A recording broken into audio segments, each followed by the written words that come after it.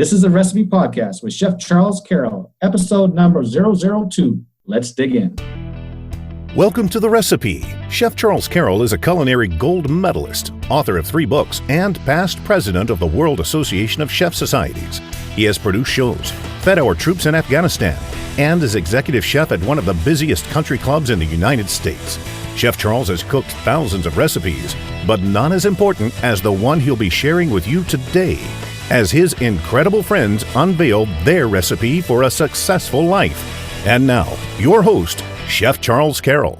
What's up, everybody? Welcome into the Recipe Podcast, Celebrity Secret to a Successful Life. Man, oh man, what a show we have for you today.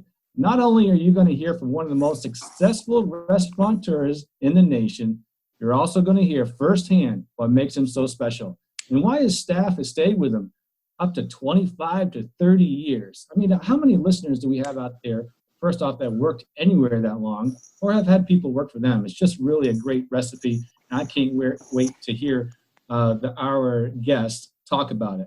As you all know, I'd like to start out each episode with a life lesson or a theme. In this case today, I pulled it from Tasting Success, my book, Tasting Success, I wrote a few years ago, and it goes a little bit like this. Never to forget where you come from. Never forget where you come from. You have to respect your beginnings and all of those that have helped you along the way.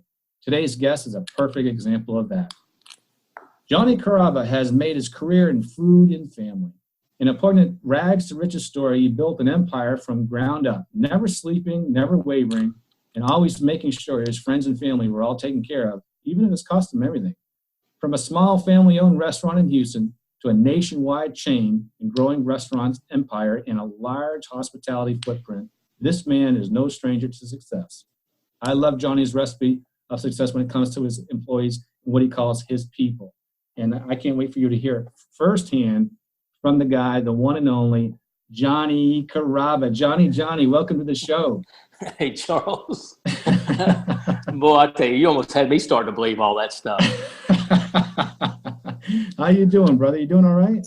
I'm doing great, man. You know, just got through with the hurricane and some challenging times. But as you say, my people showed up, ready to go, and can't thank them enough. But we're doing good, man. We're just trying to keep our feet on the ground and like you say, stay humble and do what we do.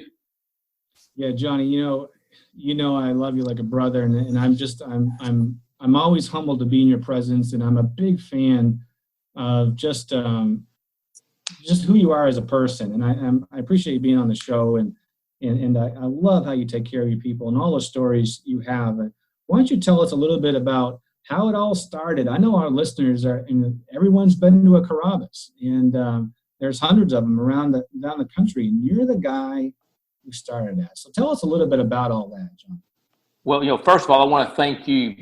You've always been there for me, and it's. I have a little saying, but it's easy to give to a giver. So when you called me up about this, and the other policy I have is yes is the answer. What's the question? And I'm letting you know it's my pleasure to be on your show today. I really mean that, Charles. Nobody does it better than you, all the way around, from all the fundamentals. But I tell you, a lot of people, see something that's 30 years old and they think, oh wow, man, must be easy. They see the success. They see the success and they think, oh man, it must have been a good ride.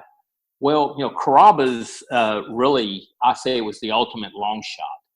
I have an Uncle Damien Mandola, who was the mastermind of Carrabbas, and he wanted to, he's a great restaurateur, one of the best I've ever met, but he wanted to get in business with me. And again, his idea was this Carrabbas deal, open kitchen, wood burning pizza oven, pasta in big bowls. And he was dreaming. And he was dreaming back in about 1986, which was the worst economic times in Houston's history. And just to get it straight, he was the mastermind and I was the sweat, He ran his restaurant Daniels downtown Houston, Texas, and my baby was Carrabbas. But let me tell you, man, the economy was so bad that 9 banks turned us down. We had a little location on Kirby Drive that was originally a Porno newsstand. I guess that's how Damien found it. And no, but I'll keep it clean. But right. but you know, 9 banks turned us down, and then finally, you know, I was walking through the restaurant one day at Damien's, trying to learn how to cook, and a customer stopped me and he asked me, "Hey, Johnny, how's your deal doing?" I said, "Oh, sir," I didn't know the man. I said, "Sir," I said, "it's not really working out that well. 9 banks have turned us down." Well, lo and behold, he reaches in his back pocket and he said, "I'm on the board of a bank called Omni Bank." He goes, "Go see this lady, Rhonda Lewis, tomorrow." Well, I went and made the phone call, and he gave me his business card. His name was Mr. Ralph Minchin. So I want to get to a point with all the listeners. So we went to go meet, and we talked to Rhonda Lewis. And Damien's more the flamboyant spokesman, and I was there. And after we give her our spiel about what we're trying to do, she goes, "Well, we love lending money to family-owned businesses and native Houstonians, you know, people that, you know, were born and raised in Houston. That's what we pride ourselves on." Mm-hmm. She goes, "But I'm a little confused." She goes, "When I go into Tony Mandola's Blue Oyster Bar, Johnny, you're always there. And that's me and my fiance's favorite little restaurant." She goes, "But Damien, your restaurant is where my fiance proposed to me at." So everybody's probably wondering, why am I telling you this story? So "I'm a little confused," she said. And Damien says, "Well, don't be confused, because, you know, Johnny's working with me and he's getting ready to open up this restaurant, you know, once we get the money." And she goes, "Well," she goes, "if that's the case," she goes, "I feel like I can give you the money." Mm-hmm. So this was Monday. She goes, "Thursday, I have loan committee meeting and I'll bring it up to the loan committee." Well, Thursday she called me and she goes, "John, I got good news. We can give you the money, but you need to come up with $100,000. Mm. Well, Damien didn't have $100,000. I sure in the world didn't have it. And Damien, being the mastermind, says, "Johnny, why don't you call your dad?" So as all great Sicilian deals are done, we met my dad at the dining room table at my parents' house. And we told my dad what the deal was and we needed help. And he goes, "I'm in." And that's how our partnership started. My dad was the seed money. Damien was the brains. And again, I'll say it again, I was the sweat. It was my baby to run. And we opened up on December 26, 1986. On December 25th, which was Christmas, I had to open up the restaurant the very next day, and I had to ask my dad to lend me some money to open up. We call them cash registers. I know everybody out there calls them point of sale systems, but I needed money to, you know, for the petty cash and making change. So again, it was a long shot. Mm. We opened up. Nothing on the menu was over $10. I think we had a T-bone steak, Charles, for $9.95. Wow! And it was the hit of the town because nobody had ever really seen this sort of restaurant. I mean, you have to think back. If you go back 30 years, not too many open kitchens. You know, not too many wood-burning pizza oven, and we were fast and casual. And Houstonians took a liking to us, and then by that time, you know, I'm operating it, and I'm not trying to, you know, sound like our grandfathers and our parents by saying, but back then I worked 7 days a week from about 8 in the morning till the store was cleaned up. I would walk out with my dishwashers and busboys, and it's just the way you do it, man. You know, either you own it or you don't. But I was pretty much the only one with the keys. Right. And then the mastermind, Damien Mandola, says, "Johnny," goes, "this Carrabba deal," we're open for about a year. He goes, "This Carrabba deal, man," he goes, "I think it's has legs. Having legs means it can travel." And he said, "I think you need to start looking for a second location." Well, I didn't want to find a second location because my chemical makeup as being really a Sicilian immigrant, even though I was born here in the States. But I just had I had the mentality that you just work one shop and you take care of that shop, just like my ancestors did. They were in the grocery store business. Well, we found a location at Woodway and Voss, and we opened that up, and it did better than the original location, which was on Kirby Drive. And I always say, why, when I still do my orientations with my staff, I always say, why did it do it? Why did the second one open up busier than the first one? Well, because of a powerful thing called word of mouth. We were impressing people, and that's another thing, is either you impress people or you don't. And those people out there in that neighborhood, Memorial, Tanglewood area, they were driving all the way into the inner part of the city to eat our food, so they were ready for us. So, you never, just always remember that word of mouth is a powerful form of, doing business. Right. And then, just to kind of flash forward, I'm giving you the Cliff Notes, and I guess in 1993, which is about 6 years after we opened, I had been getting phone calls from a lot of people like, that wanted to invest in us. But again, being the immigrant that I like to be, I didn't really want to get into business with anybody. I was a control freak. I wanted to control everything. And I turned about 4 or 5 different people and companies down. And I'm going to let y'all know that one day I got a phone call, and the hostess comes up to me and she goes, "Johnny, there's a Mr. Tim Gannon from Outback Steakhouse on the phone for you." And I said, "Well, I'll tell you what, just take a message." And Charles, you know this as well as I do. Back 30 years ago, now that was 24 years ago, we didn't really carry our cell phones, or we might even have had a cell phone back then. Right. And I said, take a message.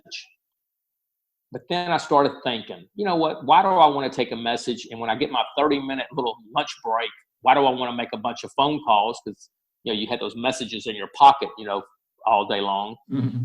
And I went to go answer the phone, and Tim Gannon goes, "Johnny, Tim Gannon, founder of Outback Steakhouse," he goes, "Is there any way we can come talk to you about, we love what you do?" And I said, "Well, Tim," I said, "if you want to talk to me about like franchising or joint venturing," I said, "we're not going to head down that direction. We're going to stay family owned and held for a long time." I said, we're good." He goes, "Well, let me tell you something." He said, "These guys at Outback, the 2 other partners, founders, Chris Sullivan and Bob Basham," he goes, "they changed my world." He goes, "I was living in a garage apartment on Sunset Street, which is here in Houston, and didn't have any money, but the people that I was living with, they would take me out to eat." He goes, "And I used to sit at your pasta bar at Carrabbas." He goes, "I used to watch you run your kitchen." He goes, "But to get to the point," he goes, "Chris Sullivan has asked me which restaurant do I like in the country." He goes, "Because Outback had about 70 or 80 locations at the time, and they need another growth vehicle. They wanted another concept to grow with." Mm-hmm.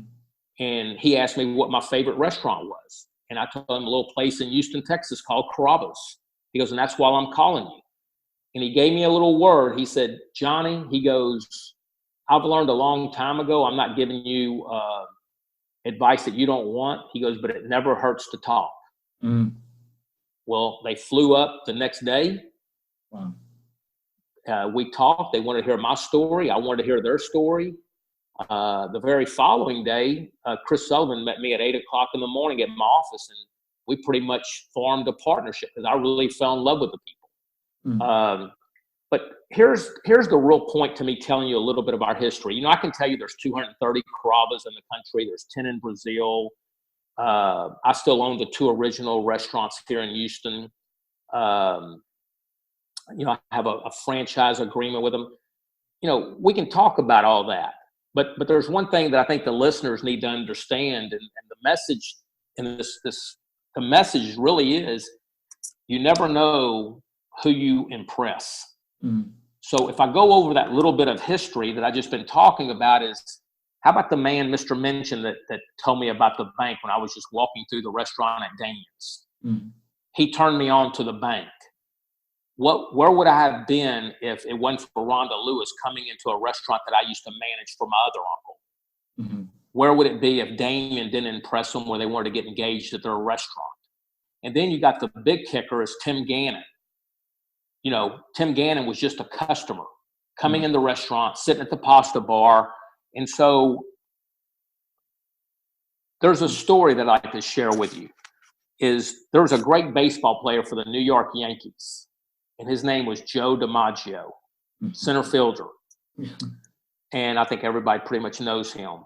But anyhow, even though he's long gone, people still remember Joe DiMaggio, famous name. And he always said that he played the game of baseball hard every play because there might be somebody in the stands that has never watched him play, and they paid good money for that ticket, and he wanted to impress them. Well, that's the thing that I believe in. Right. You know, no matter what business no matter what part of the restaurant business you're in, if it's serving, hostessing, cooking, managing, if you play hard every play, there's going to be somebody that's going to notice you. And so, again, I believe that you create your own fate. And without those people, you know, if we weren't impressing those people through the years, we would never had even gotten started. Right. You know, so that's really, and the other thing I feel is that, you know, that the fundamentals and the principles and beliefs that we had 30 years ago, they still live today. Right. You always say, you know, you've told me for a long time, you know, it's very important to stay humble. Well, keep your feet on the ground and do what you do. You know, again, how many restaurants are 30 years old? Right. What an amazing story, Johnny, and how you tell it and from the heart. And, you know, I believe everything that you're saying, and I know you work long days today, and I know a lot of our listeners out there are thinking, well, geez, you know, if I was Johnny Carrabba, I would take it easy. You know, we've talked about this before, and some of our other friends that have some success like this that they're not even thinking in a million years of retiring because this is just what they do. But I have one question, John. When 30 years ago, when you were going to that first bank, or knowing what you know today, were you prepared to open up that first restaurant? No. No, I wasn't. But you know what? They handed me the ball, and I had to run with it. No, but you're never ever ready. Right. You know, you can be prepared and talking about pregame jitters. I mean, you know, it's just hard. You know, and finally you just have to get open. But no, I was 26, 27 years old back then. What did I know? I didn't even know how to shoot. I'm Italian, man. I barely knew how to boil water. You know, no, I mean, I wasn't ready. I didn't have all the management tools, you know, but again, that I just really believe in one thing: either you have a heart or you don't. Either you want to play or you don't. Right. A lot of people, I'm sorry. I was just gonna say I'm a huge believer in this because you know, part of our show is about, you know, what makes you jump out of bed in the morning, and we go into our segment towards the end of the show is the Chef's Apprentice is, you know, we're talking about jumping off the end of the cliff. You know, I'm a firm believer that there's a lot of people that have. I think we all have something inside us that we are supposed to find, and we're supposed to do this. And unfortunately, I think a lot of people don't dare to take that jump or don't dare to jump off the end of the cliff. And you for sure have done that, and a great example. And I think you're right. I believe it as sure as I'm sitting here today. I've been blessed to do a lot of cool things, but you got to get started. And then sometimes my dad used to tell me, hey man, get the job and we'll figure out how to do it later, you know, but bust your ass and get that job. And then you get every day you jump out of bed and you keep busting your ass. So I'm glad you mentioned that. Well, you know, I'm going to tell you something. I think heart is not appreciated enough. I know a lot of people out there that are you know, the best chefs that I've ever met. They might, you know, there's some people out there that have the best, you know, restaurant design and they're hospitable. But really, knowledge is very important. Knowledge, because if you have knowledge, it gives you confidence. But then I'm always saying that, those are two important ingredients, but they're not the only ingredients. Yes, you have to have knowledge, which produces confidence. then once you have confidence, do you have the drive and the heart to get it done? Right. So I believe in enthusiasm just as much, in heart and enthusiasm. I believe in that just as much as I believe in talent. Right. What good is talent if you don't let it all hang out and you don't play the game hard every day? And over the years, I've kind of, thought about the question that you asked me. Is like, man, was I ready to open up 30 years ago? Right. Man, I didn't even know some of the ingredients that I was cooking with. I really didn't. I mean, I was just, young and dumb. But guess what? I showed up to work every day. I was the first one there every day, and I was the last one to leave. Charles, I was so tired at nighttime. I used to have a busboy by the name of Oliverio. He used to drive my car home for me. He would drive it. He would drive me home and then come back and pick me up in the morning. That's how tired I was. Wow. So heart, though, man, heart, enthusiasm, and the other thing too is I think it takes a lot of courage, Right. 30 years later, I still think it takes a lot of courage for me to do what I do. Sure. And I've said that before too, that, and I've been asked that question a lot, but I'll hire heart over resume any day. And I just soon have somebody willing to chew off the end of the table, do whatever it takes to be successful, and then in place of a 3-page resume. So I couldn't agree. I couldn't agree with you more. I mean, I used to. I have to give a couple people a lot of credit. First of all, my parents, and they taught me how to run a neighborhood business by just through osmosis, me being around their grocery store. My dad was the butcher and my mother was the cashier. But my coaches taught me a lot. I went to St. Thomas High School here in Houston, and I played baseball and football. I was small, but I was slow. Can you get that one, Charles? Gotcha. But I was very average. But my coaches asked me to come back and coach when I was in college, and I coached JV, junior varsity football and baseball for a couple years. And I learned a lot from my coaches, but there's one thing they always taught me is that it's just what I've been saying is you can't coach heart. If somebody has heart, that's going to beat out great talent any day. Now, if you have talent, knowledge, and you have the confidence, and then you have the big heart, well, that's the best combination in the world. Right. Bad attitude doesn't go far. What we're talking about, heart in employees and hiring the right person. Talk about your success on how you keep people for so long. As we're kind of winding up now towards the end of the conversation, but what's your secret? You have people that have been with you a long time. Well, whenever I still do the final hire for my company, and I still do the orientations. But when I interview somebody, I'm always let them know. Rule number 1 is the golden rule: treat people the way you want to be treated. Now, Charles, you know me well enough. I'm not the easiest person to work for. I can, Italian people, we fly off the handle, blah blah blah, and all that other stuff that I always have to hear. But there's one thing about it is that my people know that I was in that kitchen, in that restaurant, sweating with them every day. So you have to have credibility, number 1. The other thing is they know that I'm there for them no matter what.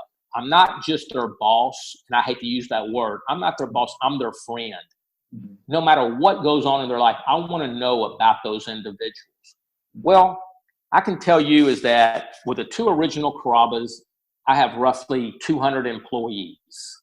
100 of them have been with me 15 years or longer. Wow. And, I still have, 7 people that have been with me since day one. And the thing is that we're family. And I'm not just saying this as, the groovy word nowadays, we're all family. But, man, we worked together. We ate together. We were there for each other. And I'm going to tell you, I keep on talking about Italians, but we're emotional people. After this little Hurricane Harvey that we had, the big Hurricane Harvey that we had, we were closed for 5 days. When we finally got opened up, not just the employees that were scheduled, but every one of my employees showed up to work without even being asked. Wow. Because they know that business has taken care of them. Right. And I know that it's taken care of them, but I'm also very, I'm also aware that they've dedicated their lives to me and my family.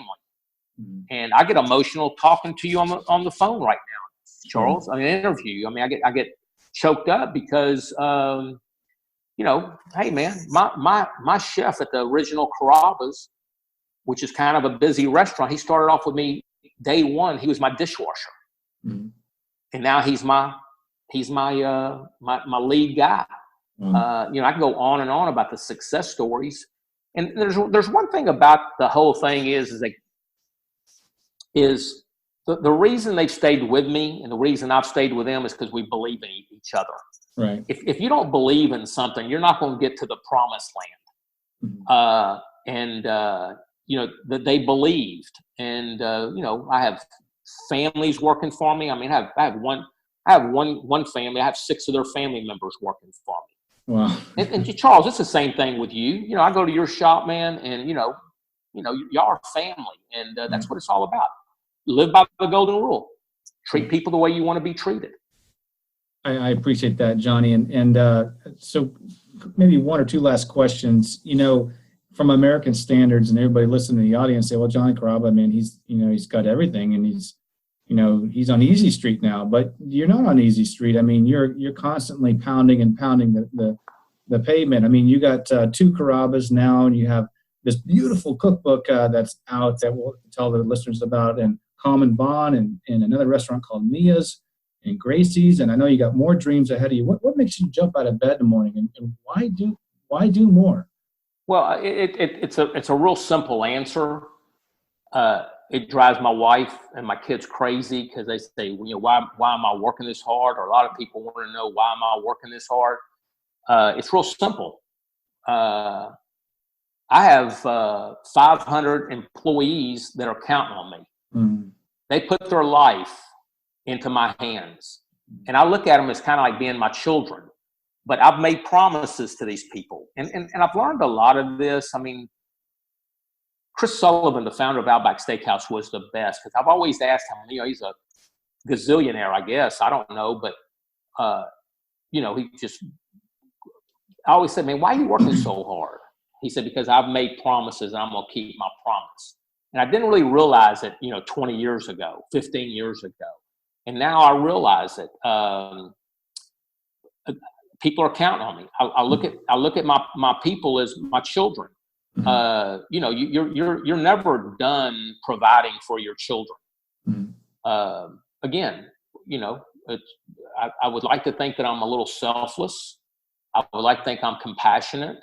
And I said this a while ago, Charles, is that, hey man, 9 banks turned me down.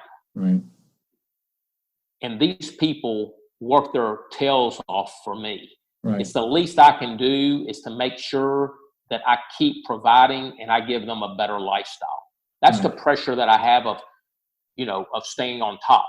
And like I said a while ago, how many restaurants they're 30 years old? And I'm real proud of this. How many restaurants, if you do know a restaurant that's 30 years old, most of them are on life support. Mm. But we keep evolving. We keep staying fresh and young. We keep our feet on the ground. And the pressure that I have is I can't let anything happen to this company. Too many people, not only just 500 people, but their families, my suppliers. Mm-hmm. Everybody's depending on our success and our growth. Mm. And the other thing too is I love the game, Charles. Yeah. You ever look at an athlete that maybe stayed in the game a little too long, or you look at these musicians sometimes. I went to go see Tony Bennett the other night. I said, what the heck, man? This guy's older than dirt. And he's still singing. Yeah. And I've always wondered why. But now, I guess since I'm getting older than dirt, I say, hey, guess what? He likes his gig, man. He likes his game. Yeah, I hear you there.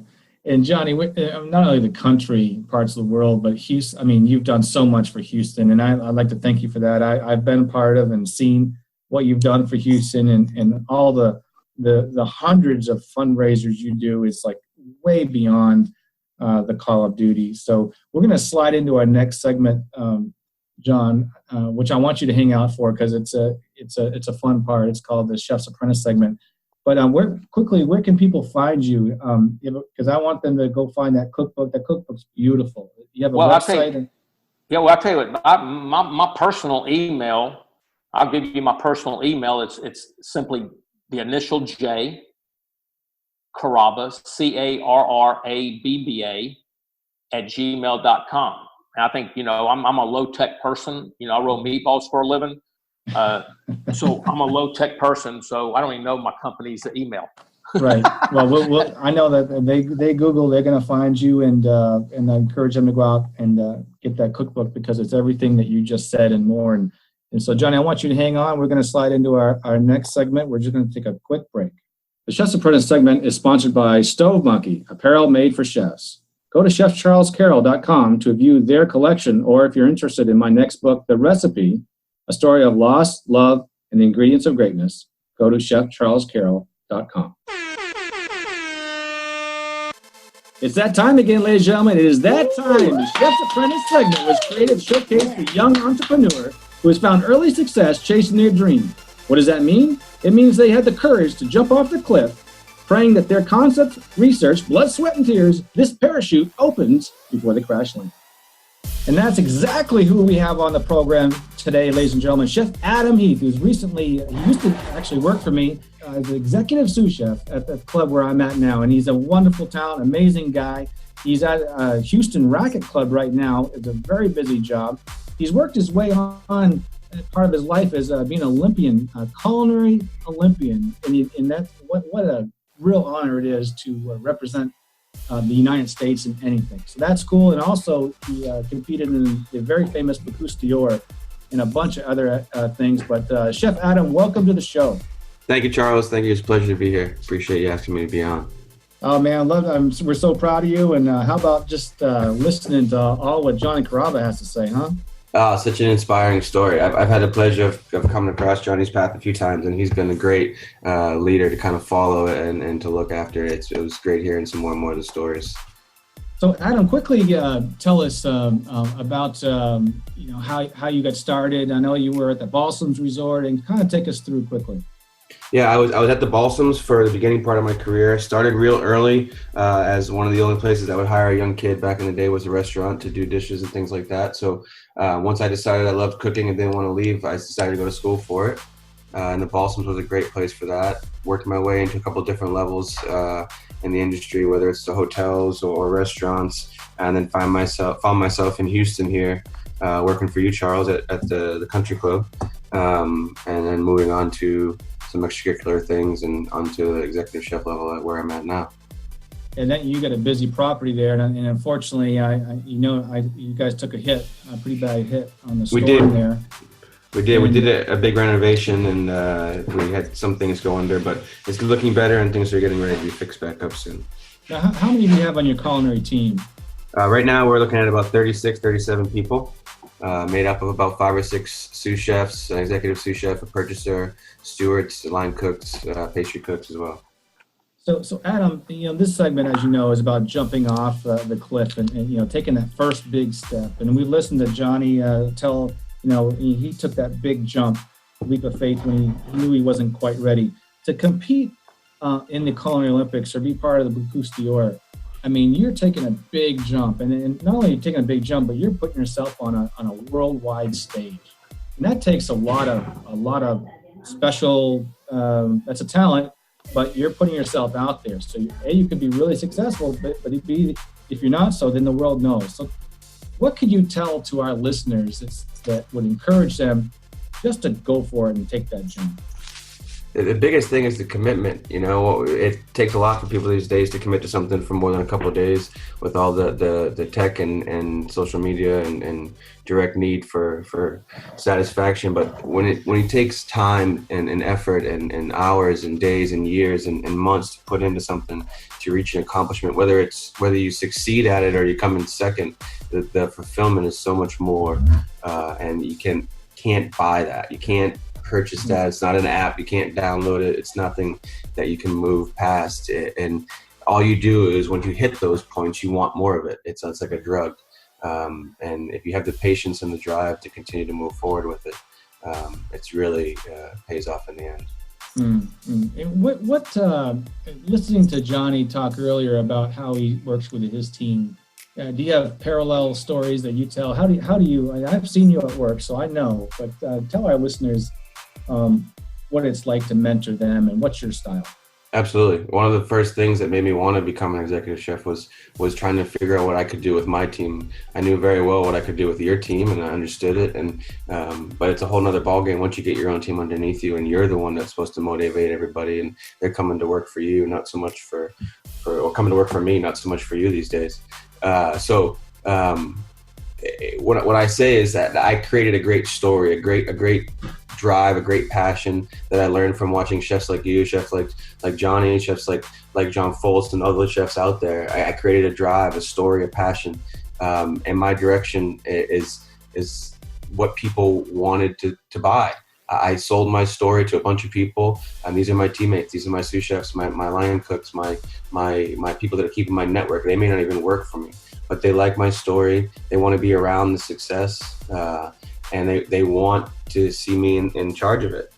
So the hardest thing is getting people to buy your story. And if you develop a nice enough one, and you have it with great intentions and great ultimate end goal, most people will follow you. Sure. Painting a picture of success and then helping them climb the ladder. That's awesome. Absolutely. Well, if you had one thing that you could tell our listeners, make sure you do, and then one thing you could tell our listeners, don't do that, what would it be?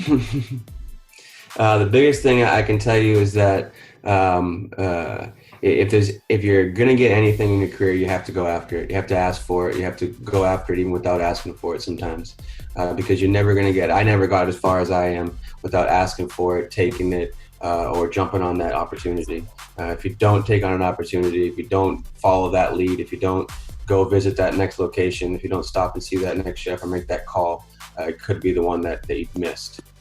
And if there's anything that you don't do, the biggest thing, I guess, is probably to respect your body. You don't realize it as much until you get older. Not that I'm as old as you, Charles, or you, Johnny, but I'm getting there. I'm getting there, and it takes a toll on you. And you know, although I don't paint myself as a super healthy guy, I try my best to stay in that realm. And smoking and drinking and all those things in the younger years don't help out as much as you would think with the stress nowadays. But it's been a while, and I've tried to think better. I guess it's the next 30 years thing when you get to it. So well, that's why that Johnny and I are such great inspirations. We're so fit and we're so in shape. And wait until the next time I see Adam. Well, listen, guys, I sure do appreciate you being on the show. And Adam, I know you're involved with the American Culinary Federation and you're inspiring young people here in the area. Do you have websites or anywhere you want people to go to? Or I do. I'm the director of the TCA here in Houston. It's a local chefs organization. It's a subchapter of the ACF. I also have my own personal Facebook page. It's Chef Adam J at HRC. And then there's links to the TCA website and the TCA Facebook page as well in that area too. So we'd love for you guys to come out and like the page. Super. We'll make sure we put those in the show notes and make sure everybody get that. Johnny, as always, I love you, brother, and thank you for coming on, Adam, and thank you for being a great inspiration and to all our young people out there. And I'm proud as hell to have the opportunity to work with you. Thank you. So thank you very much, guys. Thank you, Johnny. And I guess that just about wraps up this episode of The Recipe. We hope you all enjoyed the show. And remember, you're special. Make an impact on someone today. See you next time. Thank you for tuning into The Recipe Podcast. You can find more episodes at chefcharlescarroll.com. And while you're there, feel free to ask questions or recommend guests for our show. To purchase Chef's latest book, The Recipe, go to theingredientsofgreatness.com. Have an incredible week. We'll see you next time.